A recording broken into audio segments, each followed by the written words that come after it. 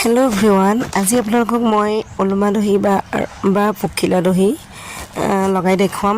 বহুতে হয়তো জানে, তথাপিতো মই যিহেতু দহি কাম কৰিছোঁ তেতিয়া ভাবিলোঁ আপোনালোকক অকণমান দেখুৱাই দিওঁ।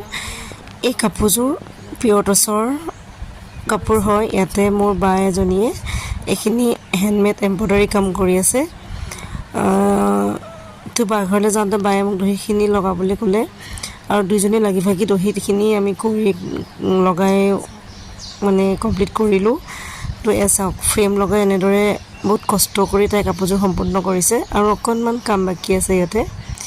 খুব মৰম লাগিছে কাপোৰযোৰ আৰু দহিটোৱে এচাইডে হৈ আছে, বাকী এচাইডে লগাব আছে। তো দেখুৱামচোন কেনেকৈনো লগাই আপোনালোকক। কিন্তু এই দহিটো লগাওঁতেনে অকণমান সময় লয়। এই চাদৰৰ আঁচলটো এনেদৰে গুলি সূতাৰ মানে 5 ডলীয়া বা 6 ডলীয়া কৰি পেলাই দীঘল দীঘলকৈ ৰাখিব লাগিব। তাৰপিছত দুইডাল সূতা পকাই লৈ তাত ক'লা সূতাৰ থোপাটো বান্ধিব লাগিব।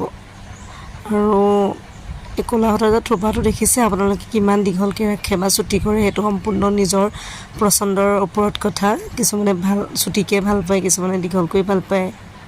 আমি এইটো জোখতে ভাল পালোঁ, এনেকৈ ৰাখিলোঁ। তো আপোনালোকৰ বাৰু কেনেকুৱা লাগিছে জনাব দেই।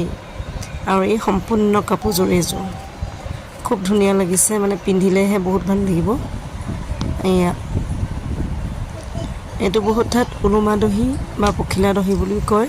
তো কেনেকুৱা লাগিছে জনাব দেই। আজিলৈ বাই বাই।